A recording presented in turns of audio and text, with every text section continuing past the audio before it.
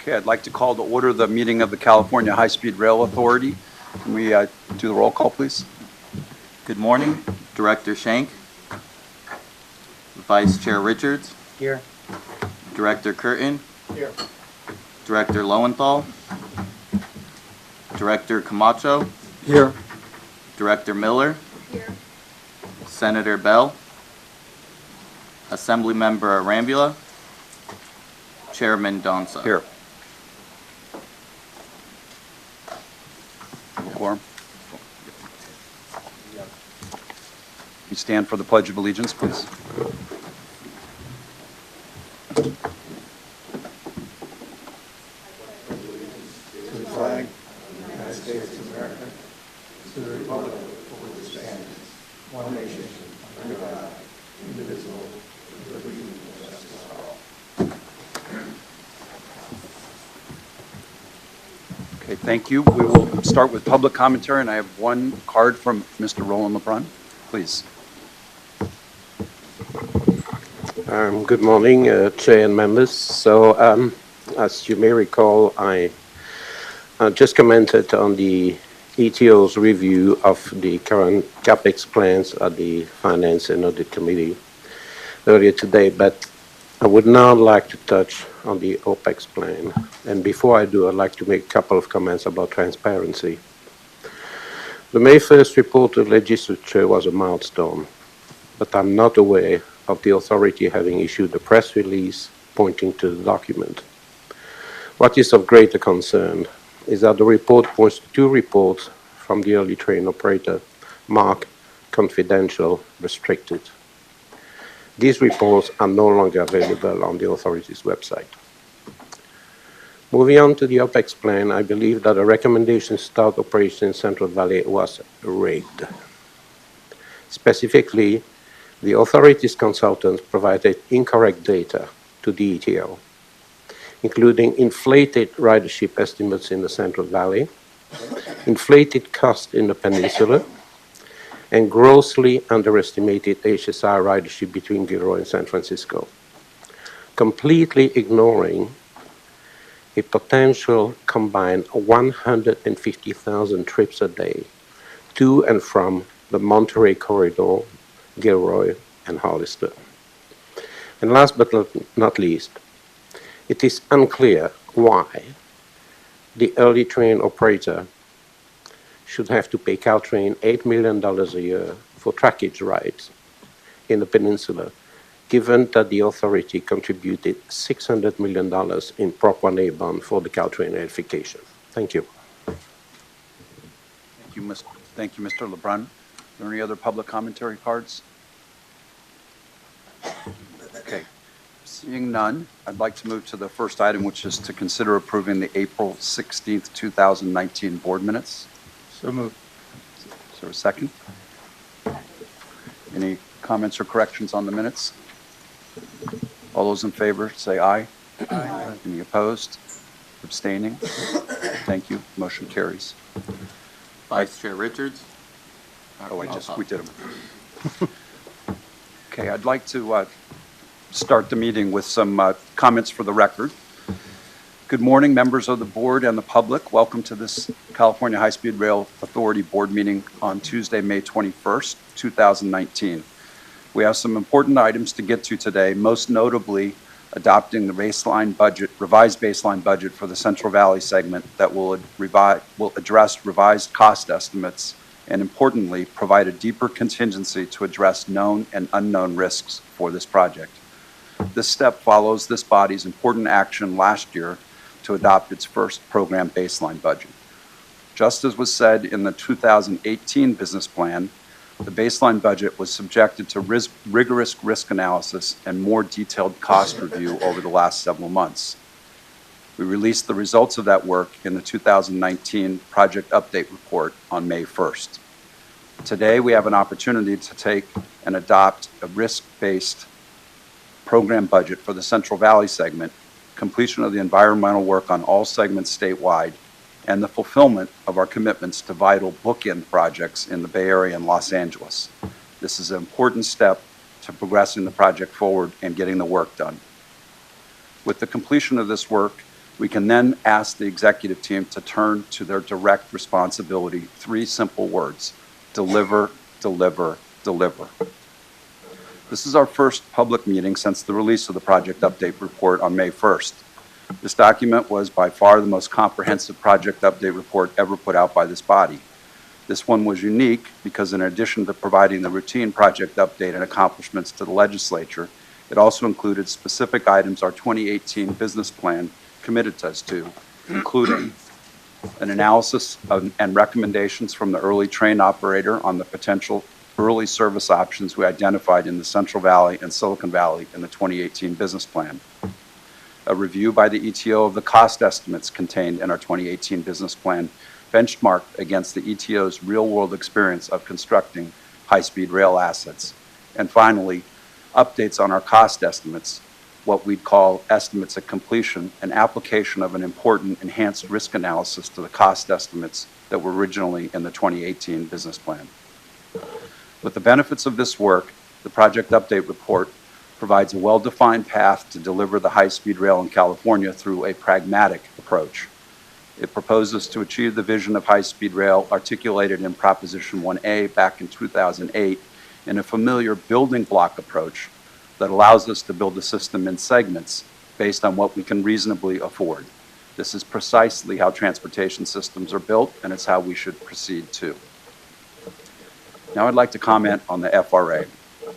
On May 16th, after 2.5 months of silence, the Federal Railroad Administration, FRA, sent our CEO a 25-page letter to inform us that it is following through on its earlier threat to de-obligate $929 million in the fiscal 10 appropriations obligated to this project. First, on behalf of the people of California, our local partners, the working men and women who are building this project, and the more than 500 small businesses who have contributed to it, we will fight this FRA's unprecedented, harmful, and misguided action. As Governor Newsom said, the Trump administration's action is illegal and a direct assault on California, our green infrastructure, and the thousands of Central Valley workers who are building this project. This is California's money appropriated by Congress, and we will vigorously defend it in court. This morning, the state of California and the California High-Speed Rail Authority filed a legal action in the federal court challenging the FRA's decision to terminate and deobligate nearly $1 billion in federal grant funding for the California High-Speed Rail project. The filing said, the fact is that California has performed its obligations on the project and construction is well advanced, furthering Congress's goal to fund the development of segments or phases of intercity or high-speed rail corridors. Since the summer of 2018, the FRA has stopped cooperating on the project, including refusing to process important environmental clearances and refusing to count hundreds of millions of dollars in state-funded expenditures toward California's obligation to provide matching funds under the grant. The FRA has made no efforts at conciliation or compliance required by its own procedures and policies, and its 25-page termination letter set out a raft of detailed allegations about the authority's supposed non-compliance that the authority had no opportunity to rebut before the FRA took action. The FRA's sudden decision to terminate this grant is violation of its own policies and procedures, was arbitrary and capricious, is an abuse of discretion, contrary to the law, and threatens to wreak significant economic damage on the Central Valley and the state.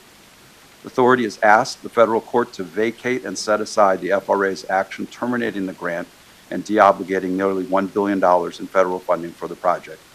The authority will also be asking the court to enjoin defendants from reobligating and distributing these funds to any other recipient or from otherwise transferring the funds. While this project has long been a political football, our determination to get the work done and bring high-speed rail to California is undaunted. The project is the right thing to do from a mobility, environmental, and economic standpoint. It's right for California, and it's right for the nation. We will continue to do our work in a transparent and determined way to bring this transformative project to reality for Californians. We will be open and honest about our challenges and opportunities, as we have been. Mega projects have challenges, and our job is to be clear with the public about what those are, the risks associated with them, and how we intend to overcome them. However, we do not quit simply because challenges exist. In 1956, President Eisenhower signed the Federal Aid Highway Act.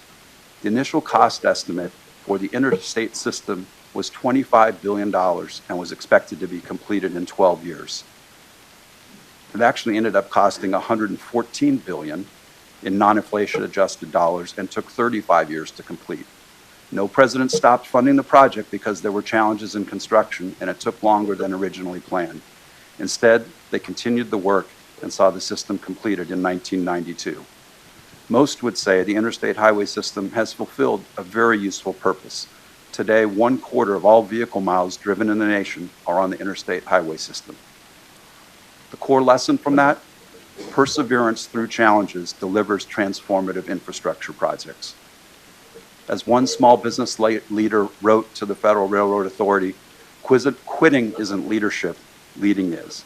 So let's get on with it and build this.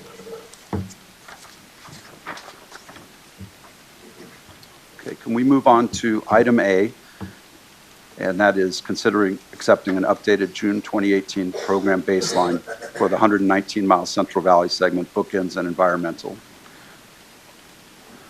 Okay. Good morning, Chair. Good morning. Directors, CL. Russ Fong, Chief Financial Officer, and myself would like to present the May 2019 baseline update. I'll go through the slide deck with you. The purpose, obviously, is to update the segment, the 119-mile segment between Madeira and Poplar. It focuses on our commitments that we already have as far as our federal partner, the ARA grant, which includes that construction of that segment, but also the ROD environmental clearance and acceptance by December 2022. It also maintains our commitment to both the North and the South investments in California entirety. So with that, I will go to slide 3. Basically, we are looking from the board actions today, 4 things. One is to accept the proportion of the update of the program budget, the vast majority of that being the Central Valley, including tracking systems, which has a new budget of 12.4, the ROD budget of 0.8, bookends and investments of 1.3 billion, other funded scope of 1.1 billion, bringing a total of 15.6. Now, I will go through these in more detail as part of the presentation. We would also like you to accept our strategy of mitigating the lack of federal engagement on our ROD process by approving our approach to CEQA first to mitigate those delays and to progress forward with the program. The third item is to approve 2 specific major contract amendments and also 7 budget adjustments to other contracts. We also would like to approve CEO delegation of authority to manage the project contingency within this new baseline update. Slide 4.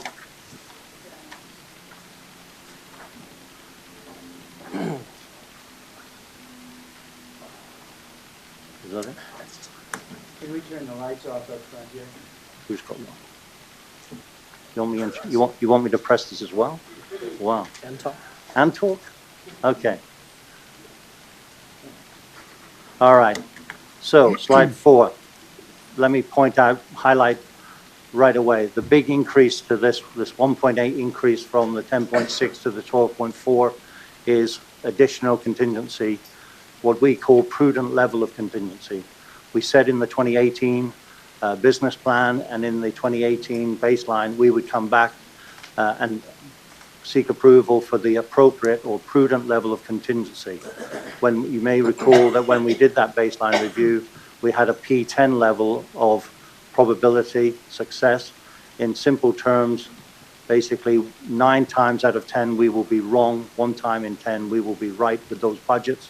Just like refurbishing your house, that is not a very high level of certainty. Therefore, we've come back now and we are seeking a P70 level of contingency because we believe that is correct, and from own experience, how you manage large programs around the world of this type is with a P70 level of confidence. The other item that has increased in the budget is the revised cost estimates. items that have accrued, that have changed since the last year. Basically, that is just under 5%. But also, we've had just under 4% of scope changes, such as the IPP, scope specification changes, and new scope. So that makes up the 1.8 billion. With that additional 990 to get to achieve the prudent level of contingency in the Central Valley segment, we have 1.52 billion of contingency to manage the risk. Okay, slide 5. Can I ask a question about? Sure. The, going back to the other slide, the 9.3% or the 990 million in additional risk contingency. We continue to use this word transparency, and I think that when we are presented with a contingency, we have defined that as unencumbered, generally speaking, unencumbered money. Is that 990 unencumbered or being used for something else? And if it is, those, whatever it's being used for should be segregated from the contingency. So it's Right. not closer to your mic, please. I guess what I'm looking for is that the issue of the contingency that we talked about yesterday. So, If in fact, if it's part of it, if it is a true contingency, so be it. But if in fact it's encumbered dollars, then we should segregate that away from the contingency so we know really what we're playing with. okay, let me absolutely clarify what it is. Contingency is the total money that we have available for things that have not been encumbered. We have identified, as one would, as a professional way of doing risk analysis, what those risks are against specific line items within the program. We know, we are aware of the known items, and we've put probability against them. There will be a number of items, as with everything, is unknown unknowns. But equally, within that contingency, it is unencumbered currently, but identified, and how we will manage the project going forward is to draw down against those specific line items. If, for instance, an item is not in the line specific called out in the contingency, we will have to call upon the unknown unallocated contingency. And if you do that, that is how we approve the budget. And that's how we are managing this project going forward. So we're very clear against every line item. The vast majority of this risk contingency pot now is identified. Okay, slide. Mr.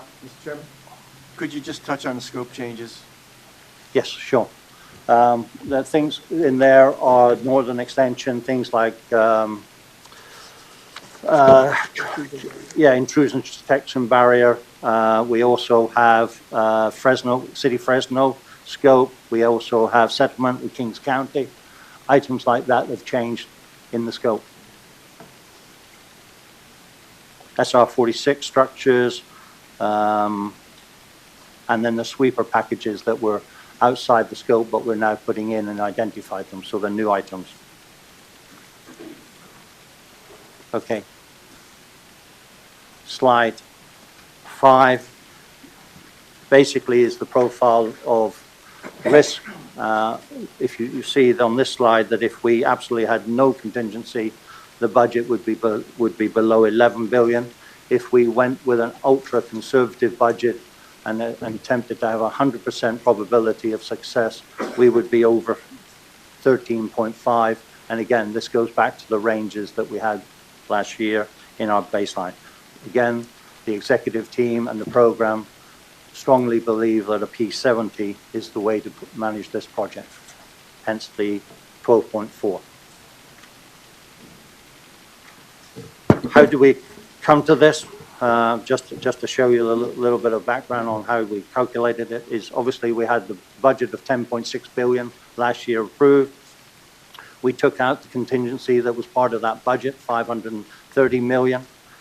We added in the scope and estimate changes that I talked about previously, and then we conducted the detailed Monte Carlo risk analysis, and that gave us the 1.52 billion, and with the 990 million additional prudent level brings it to the 12.4.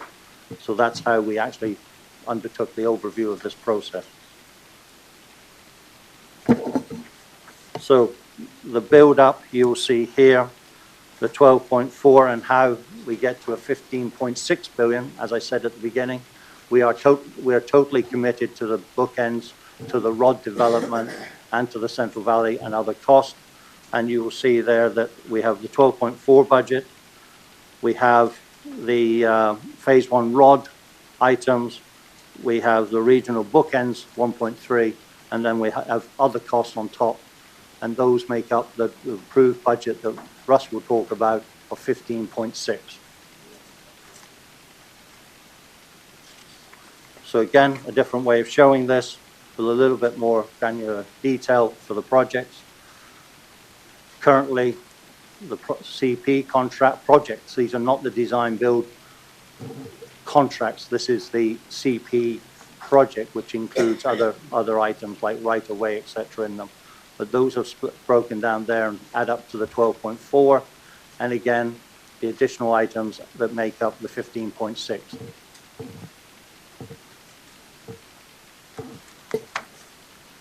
Those bookend and early investment commitments you will see on the slide here: Caltran electrification, San Mateo grade separation, Rosecon grade separation, Union Link. That is the 1.3 billion of our investments to other parts of the state of California.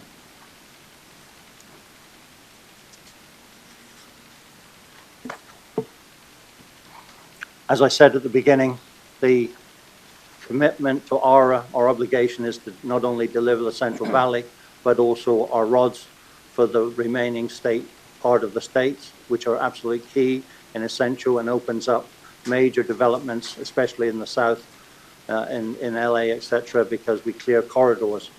The thing I must point out here, as our chair already stated, as far as the interaction or non-interaction engagement by the FRA is having an impact.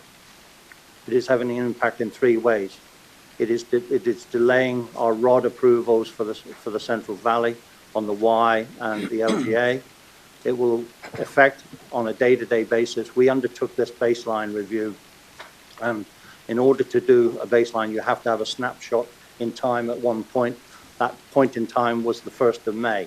With the non-engagement of the FRA, there is a day-for-day delay that will occur to any operating date that we produce, because we are currently unable to achieve an operating segment because of the non-impact or non-engagement of the FRA. Equally, at one point in time, there will become the fact that we will be unable to deliver the ARA requirements of rods because we will not be able to mitigate further the impact of the FRA non-engagement. So at a point in time in the future, that will be out of our hands as far as delivering our ARA scope. I just need to make that very clear to everyone. But we are undertaking mitigation as far as that, the CEQA first process, which I'm asking you to approve, that we are doing is in order to mitigate that delay by the FRA is to produce the CEQA NOD approach first. I just want to ask a question about, do you know the date that impact of the FRA non-involvement starts to be non-mitigatable? In Yes. other words, okay, thank you. The date is mid-2021. So it's June? June 2021. Thank you. And yes. Okay, this basically is a very high-level summary of those dates for the rods that we anticipate or hope to achieve with FRA engagement. We look to also the construction package dates, and I know there's a lot of conversation and debate occurring. Joe Hedges, our Chief Operating Officer, discussed this already this morning. We are working with our teams to establish revised baseline schedules, budgets, etc., as part of the exercise in the Valley. We have taken account of those anticipated. That is the risk analysis that we've taken, and this is what we have produced as far as the schedule. And then there is also, which we will talk to you about, future things. We need to progress track and systems because track is part of the ARA agreement, and we therefore need to progress that to achieve the ARA 12/22. You will see the date here is completion of the Central Valley date is 2027.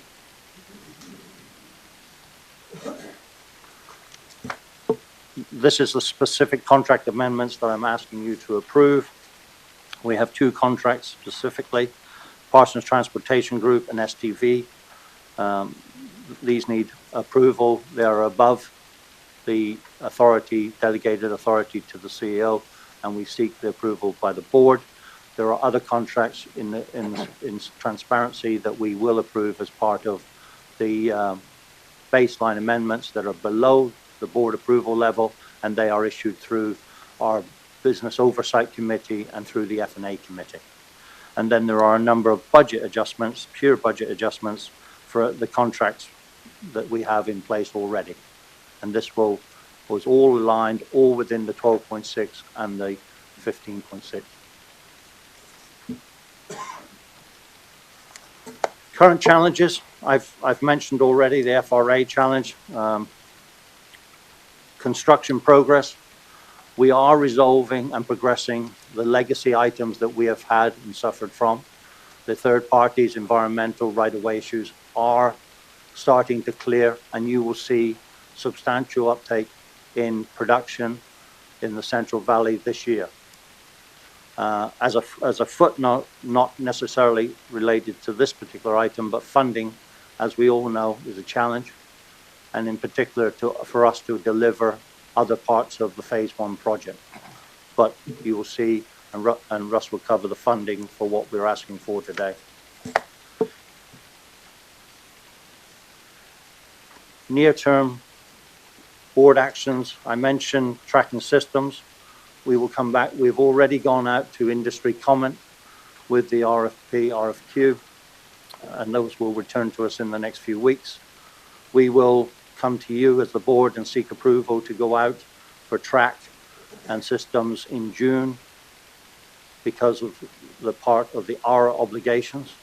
We will come back in August for the RFP, and we will later in the year, probably the fall time, come back to you and seek approval to announce and award the maintenance facility locations and operating control facilities and the HMF. Mr. Chairman. Roy. With regards to the track and systems, can you just define again what is it that we're obligated to complete to be compliant with the ARA funding by December 31st of 22 with regards to track and or systems? We need to have the track laid and be able to operate trains. Okay. No. So where's the money coming for the systems? We have the money in this budget enough to be able to complete the 119-mile segment. This is part of the budget. Okay, and the reason then to... Now, sorry. What is very clear, we've distinguished between what we need to have for the 119-mile segment, ARA requirements, and future spend, either north and south or other parts of Phase 1. Okay, then what's management's... You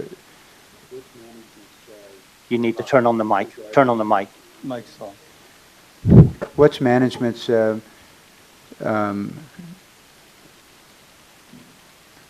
what's management's approach then with going ahead with the systems at this point, if you can just explain that to us? Well, the approach, and this is part of the proposal we will come to you with, is to combine the tracking systems because it's logical to have that as one package. It also has, we are coming to you with a proposal, and it's still under review. We're still going through it, and until we have industry feedback, we may change. But current thinking is that we'll come back with a 30-year maintenance O&M contract as part of that. So therefore, we combine those. It's a single responsibility. There's long-term life cycle cost savings, and that's the purchase. There would be notice to proceed with various parts of the additional work as and when we do it. Okay. The systems that we're talking about control systems as well, correct? Yeah, electrification controls everything that we would need to. The as I understand it, I mean, one of the tours that I did in Japan, the systems are integrated with the rolling stock. So that entity could be then eliminated from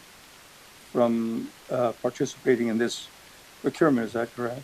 Because if they offer rolling stock and systems combined? If it really, we need to seek the industry comments and advice, and if they come back with alternative procurement strategies, we should consider them. But currently, tracking systems are combined, trains are separate. But yes, I'm fully aware that in certain situations, trains are combined, full system provisions. In other major programs, they've gone out separately. One last question Yep. in regards to this. The tracking system is going to depend, I mean, we have to lay this track for 119 miles. Yes. And the reason we're doing this now is for the lead time, is that correct? Correct. We need the lead time. But that means that construction has to catch up. Yes. So that in order for us to lay the track.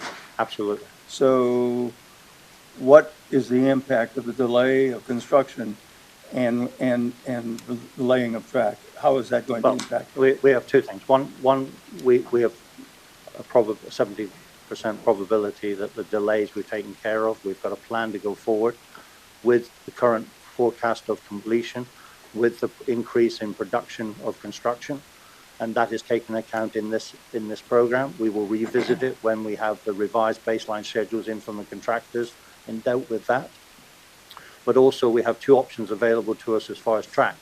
We have ballast system or the slab track system, and we will evaluate that as part of the process going out to comment to industry. We have left it open for them to review those scenarios.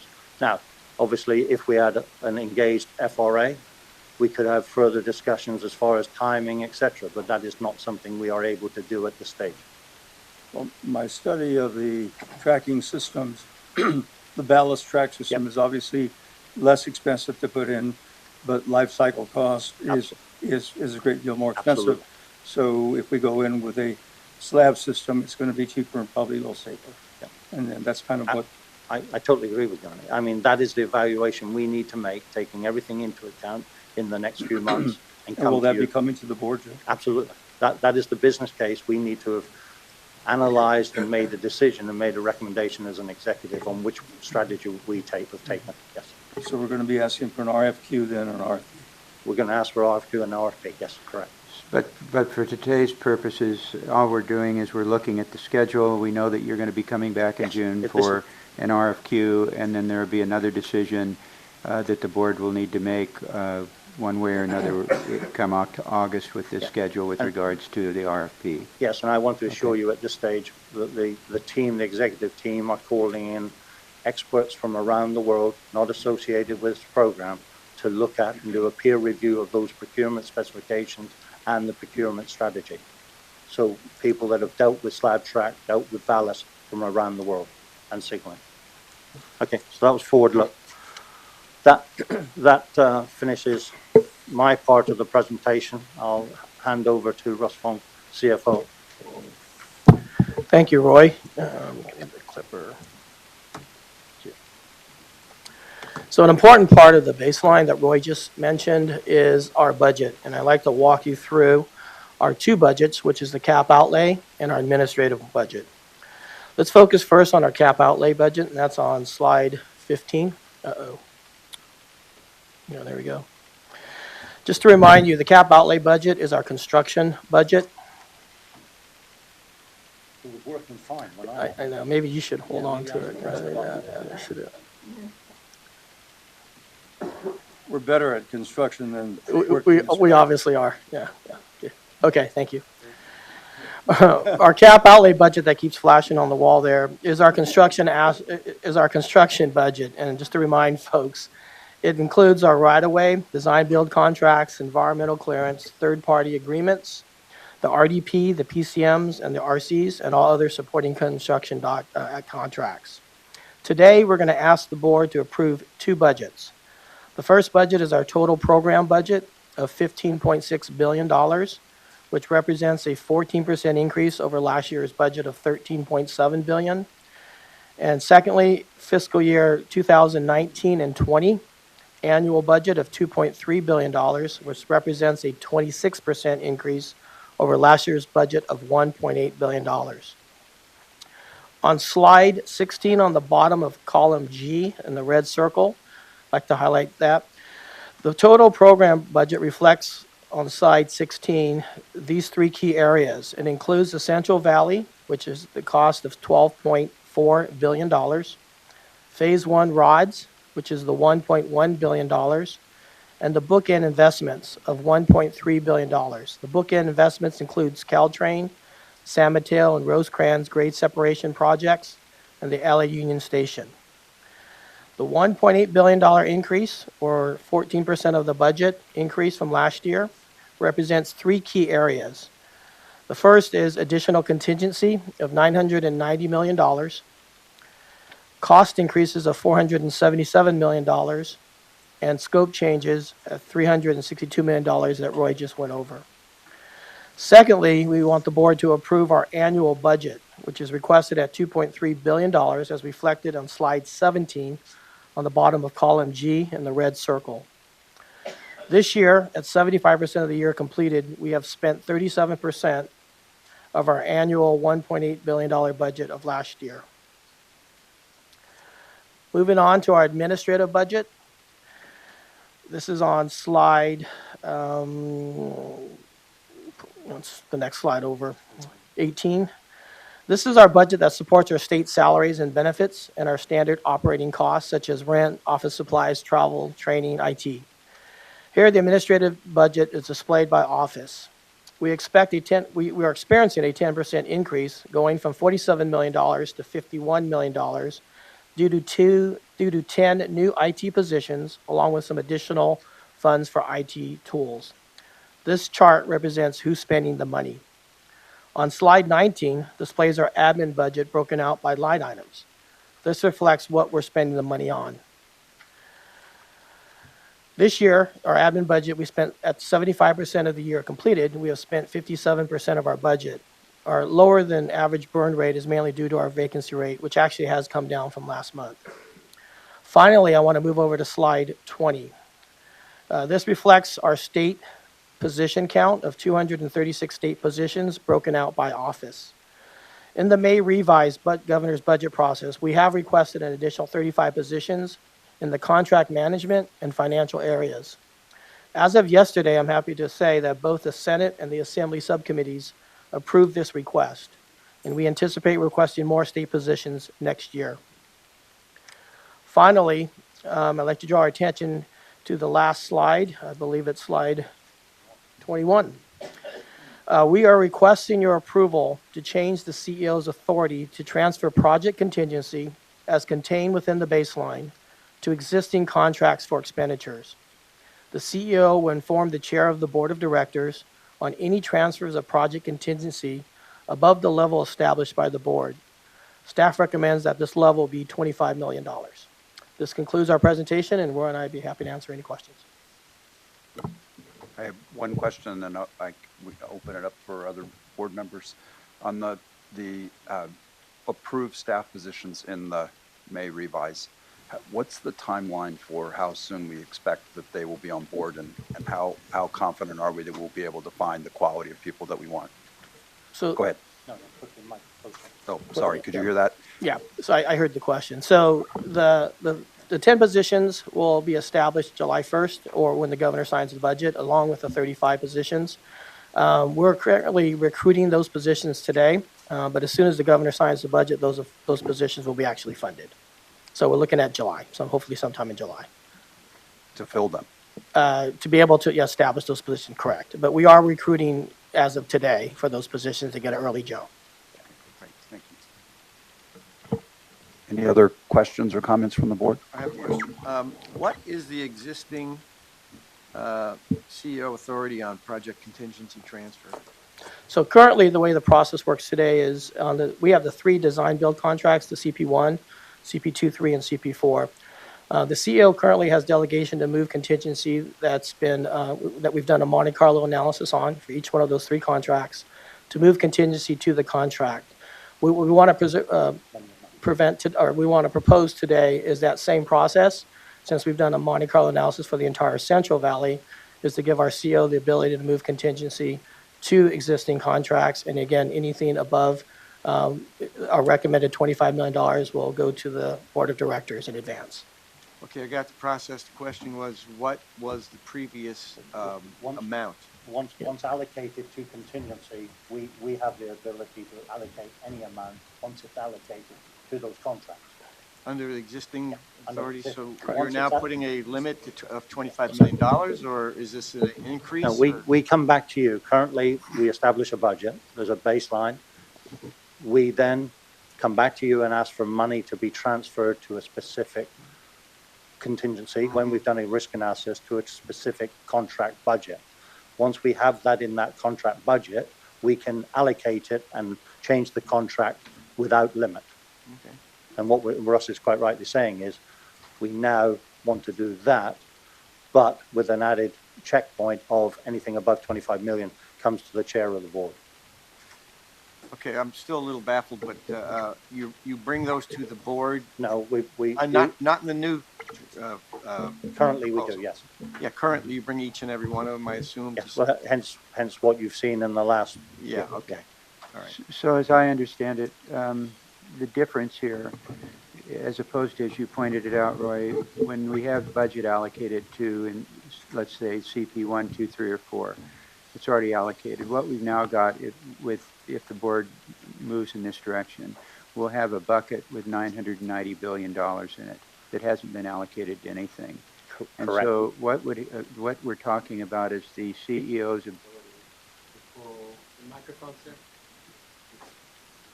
I think maybe I'm just battery on this one. So what we're doing here is turn it on.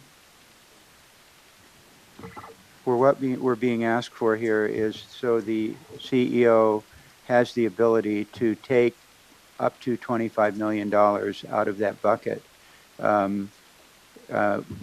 Would be hit the threshold or the upper threshold of his authority. Beyond that, I think that there was some conversation that if there was a request for more than that, it would go to the board chair. Correct. For his advice on that, or at least To inform the board chair. yeah, it wasn't for his approval, I don't believe, but just you would advise him that that's what has occurred.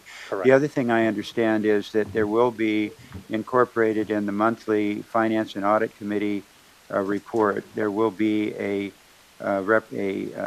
schedule identifying what has been taken out of this $990 million bucket since the last reporting period to the finance. Absolutely, Okay. absolutely. And also, just as another reassurance, is this process goes through our internal governance process of the Business Oversight Committee to the exec and through the F&A. So there is transparency, there is governance oversight.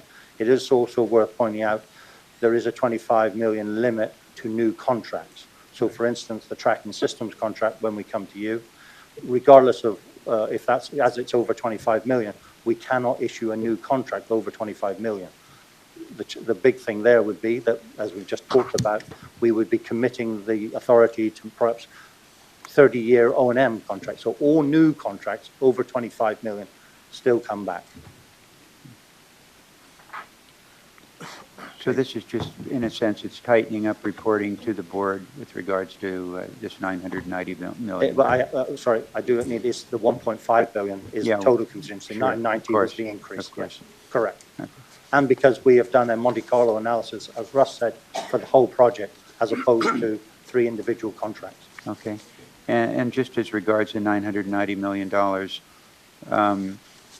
without going into a lot of detail, we were, in the 2018 business plan, we were moving to a P10, and this is moving it to P70. Correct. And that's the basis of this. Was there a reason in the preparation of the 2020 or 2018 business plan we didn't do it last year? Yeah, I think we stated at that time, we said, we're given the information we have available to us at that time, we would not be able to do that detailed analysis, and the number we came up with, we would not feel comfortable with we wanted to spend the additional time analyzing and to make sure that the P70 we came up with was the right and prudent number. But the point is, then if you had that information last year, it would have been incorporated in the 2018 business plan and already accounted for in the budget for the 2018 business plan. The 990 million would have been in there. Yeah, I see no reason why that would not have been the case. Yeah. And it wouldn't have been such a dramatic increase now because it would have already been accounted for then. Yeah, exactly. But it was there if we had been able to calculate it. Other questions? Sir, before we take a vote on that issue, I would like to make a few comments. Listening to what the governor said in the more recent past, he talked about an opportunity for a fresh look and a transparent review of the segments that we're going to be funding. With that in mind, I would like to make a friendly motion to amend the recommendation to include this motion would direct our staff through the early operator to come back to this board at our June meeting, or certainly not later than in July, with an analysis of a side-by-side comparison of the Central Valley, the Bay Areas, Los Angeles, and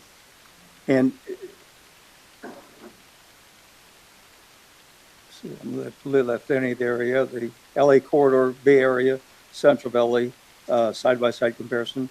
And this analysis should include the ridership, the greenhouse gas savings, the congestion relief, the near-term benefits, and the completion date, and any potential for private investment and local matching funds, which I believe might be available.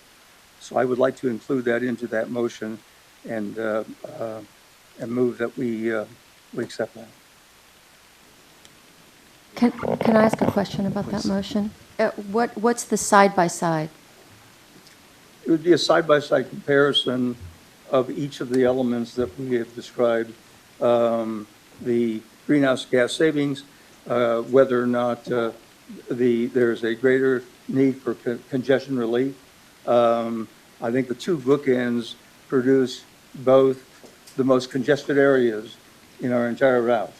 And I think that looking at the Los Angeles area corridor and San Francisco presents tremendous opportunity to have some relief. If in fact we're going to look at funding any segment, then we should consider everything, all of the elements that we have described here.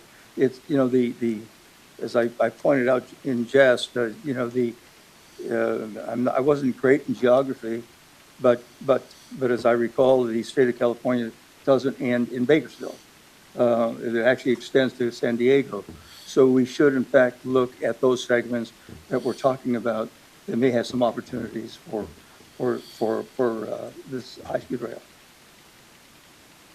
Mr. Chairman, second that motion. There is a motion and a second. Any comments? Yeah, questions? I wanted to comment a little bit about the baseline budget, which I support, but I did have questions about the track and systems portion of it. I'm not an expert in that, but I thought we were getting a little ahead of ourselves. I realized the long-term issues there, but considering this amendment, and which I support, there may be some conversation about just how we proceed in general.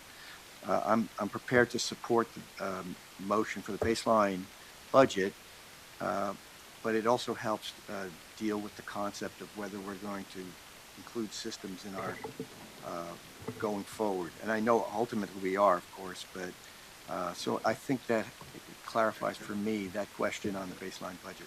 Do you want to answer that? Well, I think it was a heads up for what's coming, and it was not. Yeah, I understand that we were going to get to look. And we will come back to you with the full proposal. We were going to get to look it over later, Absolutely. and so there wasn't really a lot of need for me to question that. Absolutely. But considering the conversation that's going on with this amendment, especially, it makes it easier for me to get behind this.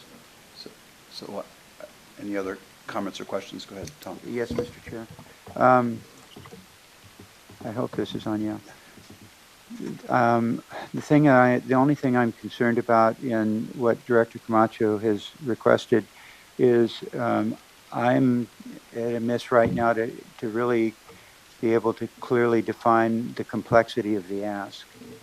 And what I also heard was this is something that the management and staff was asked to come back for in 30 days. Well, So I don't. Not later than July. Okay, even 60 days, but you know, I don't know if there is anybody here at this point on a quick response, Brian, they can give us a sense of what management and staff will be needing to do in order to comply with this. It's pretty broad. I mean, you've expanded, you know, pretty much everywhere that we're reaching. And I'm not suggesting that's not appropriate. I'm suggesting that I don't know how that can be done in a 30 or 60-day period with some level of certainty that I'm sure you're looking for. My initial conversations with staff has been that most of this information is there, Okay. and now has to be a summary. I don't know where. Well, there, CEO Brian, okay. he's writing a Okay. question. So can I ask another question in the meantime while we're doing that? Is the budget that we're being asked today is at P70, and you said that that's staff's recommendation, that is the certainty with which at this stage in the project we should be aspiring for. Can you just in English explain that to everyone I and can't do how? I can't do that in English. No, our English. All right, all right. And how that compares to other project certainty at this stage of development. I think it's an important element to understand what risk is. Let me cover the two things there. It is certainly the staff's recommendation to manage this program at this stage with this budget with a P70. I do need to say you can have a P70 at any stage of a program. The money difference in the contingency is obviously much higher at the beginning of starting to refurbish your house compared to just putting the front door on. So this is the same with this. We all big programs, from my experience around the world, manage at a P70. That's the management level to manage a program. So we would expect that to be the right level to have, but you can achieve a P70 at the very early part of a program and at the end of the program. Yes. Okay. That's English. I'll Okay. accept that as an answer. I actually understood that, so we're in good shape. I'm practicing. Thank you. Okay. So I also have just a question to make sure that staff understands the magnitude of the additional motion, if that's specific enough, or, okay, thank you. Yes, to address, I guess it was Tom's question. What we need to do is we need to work with the early train operator and the board member to specifically pull out exactly what we need to review. So we'll get back to you with that. We will also need to work and do what we can, willing to work with the ETO on what options exist in the other corridors with the revenues that we currently have. And that's a big P of their original study. We should shoot for July with the commitment to report back in June on where we're at, if that's okay.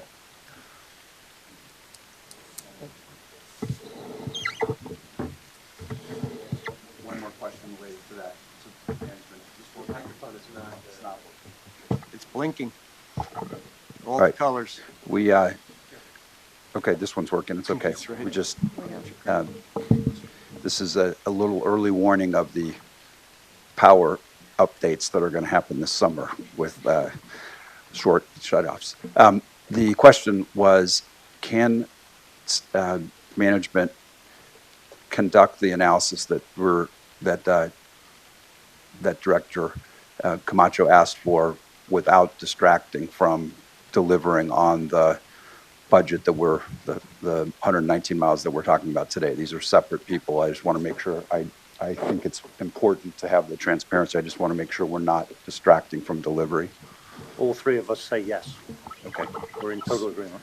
Can I add one comment? I know the ETO is going to be authorized or expected to take a look at this, and I'm hoping they will reach out to the areas, the partners in those areas that we work with historically now, to see if they have this data in some capacity as well.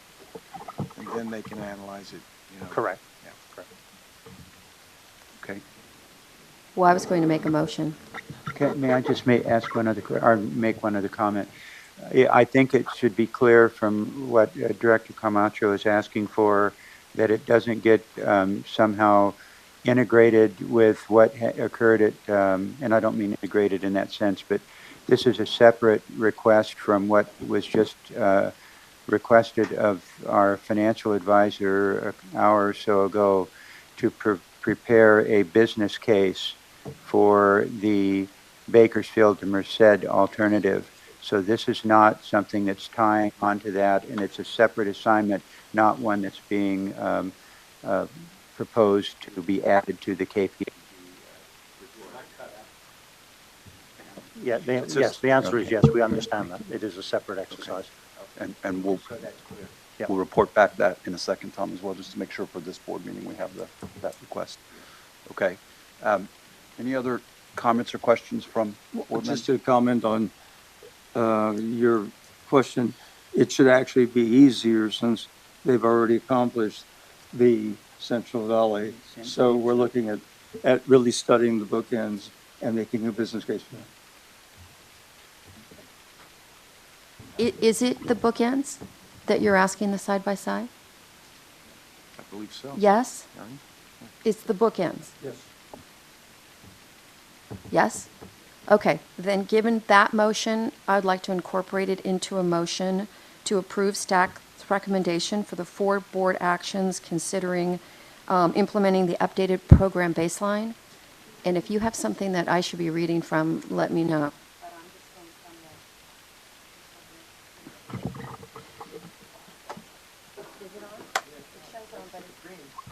You can't, I don't, can you hear me? Okay.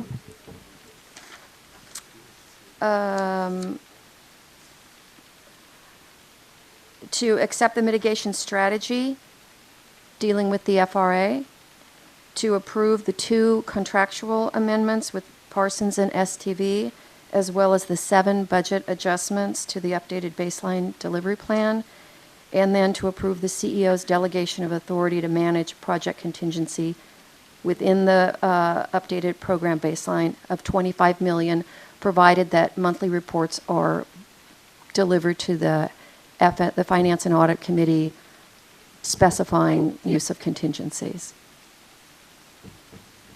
Okay.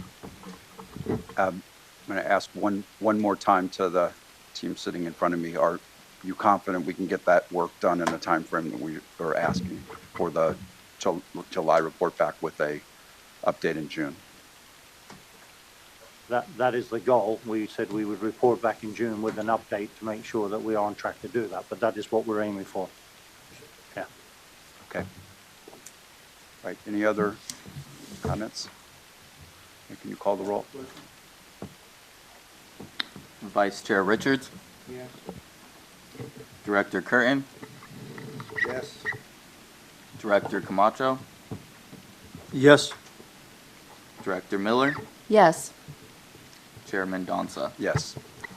Okay. Motion carries. Thank you very much. Thank you. We'll now move on to item 3, the CEO report. Mr. Kelly.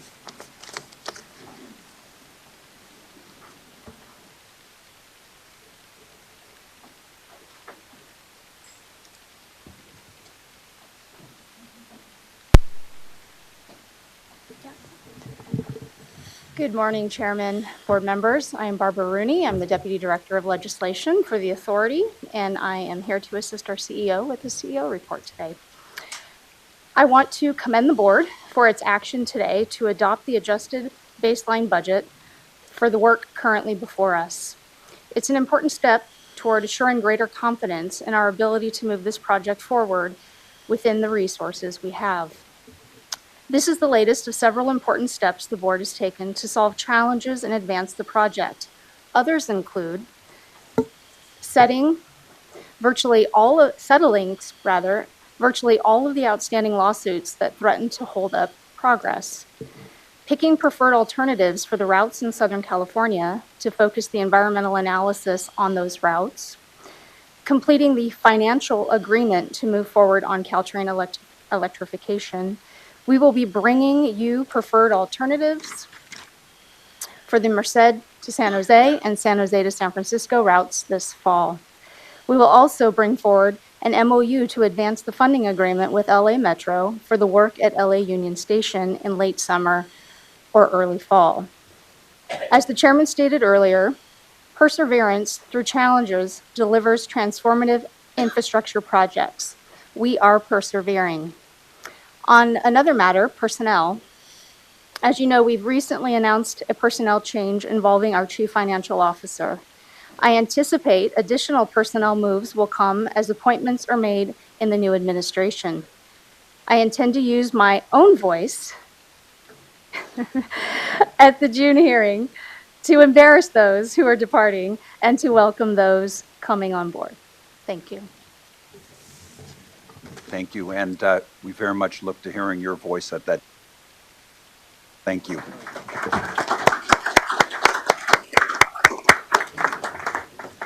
Okay. Mr. Richards, could we ask you to do the Finance and Audit Committee? You might cut out. I'm so sorry. Most of the board members were there, so you can be a brief summary, but will be helpful to the ask.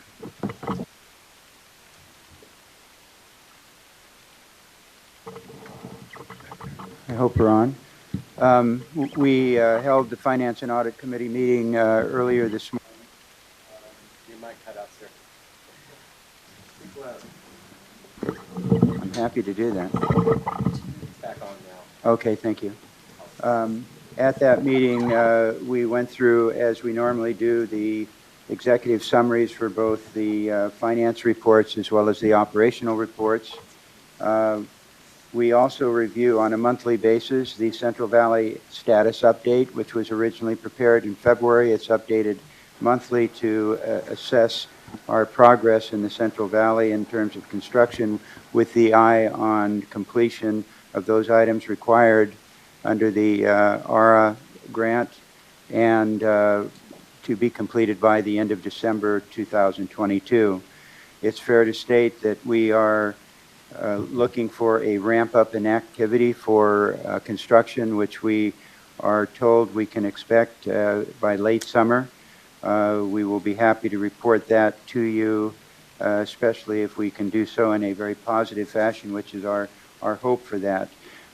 This is with, again, in mind, the requirement to abide by all of the commitments that we have under the AHSRA grant, and for that matter, the FY10 grant, the subject of the $929 million clawback attempt that was discussed by the chair earlier. We also took one other action that I want to take the moment just to reread what I had read as a statement for those who participated and were at the F&A meeting this morning, which is to some extent what we have talked a bit about here. But let me say the following with regards to the reporting that has occurred since the release of the project update report. It has been widely reported that the California High-Speed Rail Authority is researching the viability of interim service between Bakersfield and Merced. By some reports, this decision has already been made. Board Chair Lenny Mendonca, I'm sorry why I kept Lenny. It's close, Lenny, thank you, and Brian, and this committee of the Finance and Board Committee of Finance and Audit wish to set the record straight. The authority's project update report delivered to the California legislature on May 1st described management's analysis to date. The Authority Board of Directors has received one informational briefing on management's consideration of this interim service. It has not asked for, nor has the board given any interim service direction to management. In other words, there has been no request to this board to act for action to this date. In part, drawing upon the work and analysis completed by CEO Kelly's team, to include the authority's early train operator and rail delivery partner, the Finance and Audit Committee directed today the authority's financial consultant, KPMG, led by Thierry Prate, to prepare a report on the business case for the interim service between Bakersfield and Merced. Additional tasks may be added to this directive at the Finance and Audit's next scheduled meeting. In any event, KPMG excuse me, is encouraged to employ its resources as well as the early train operator and rail delivery partner as it sees fit to prepare its independent assessment and report to the authority's board of directors. The business case should, as a minimum, incorporate sections on context and methodology, funding and affordability, legal and regulatory authority, business model and commercial vision, risk management, and operational considerations. The KPMG will be providing bi-weekly updates of its progress to CEO Kelly with copies to the Finance and Audit Committee, and will be providing its schedule for this assignment not later than May the 31st. And that would conclude my report. Thank you. Okay. Thank you. Any comments or questions for Vice Chair Richards? One last question. This has something to do with the construction, but does the, if the feds continue to delay NEPA going through June of 2021, does that mean that we will not be able to proceed on construction in the Central Valley with our secret?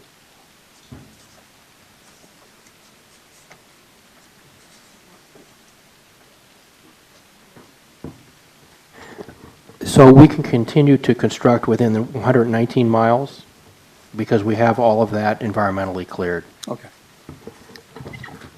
Okay. Any other comments before or questions before we move to closed session? I'd just like to say a couple things. Go ahead, Danny. Just for a second. Thank you for that report. Your mic is on. Okay. Thank you for that report, Tom, and I appreciate that because I was not at the board meeting.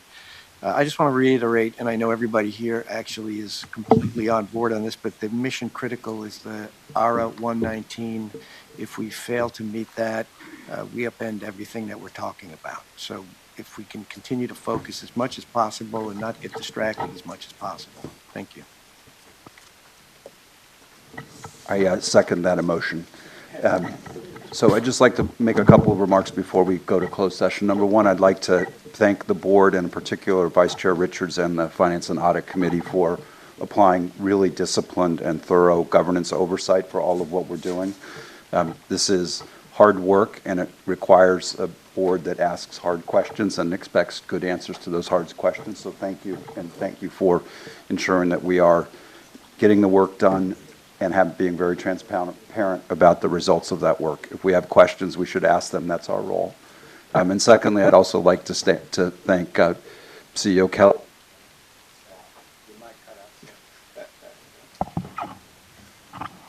I'd like to thank CEO Kelly and their staff for ensuring that we are focusing on what Director Curtin said, delivering the 119 miles right in front of us while ensuring that we get all these other questions answered to the discipline that we want, because that's what the public requires of us. So I know this is really hard work, and I know everyone's working overtime to get all this done, and at least for me, I really appreciate it. So thank you. Okay. So with that, we'll move to closed session, and where are we meeting?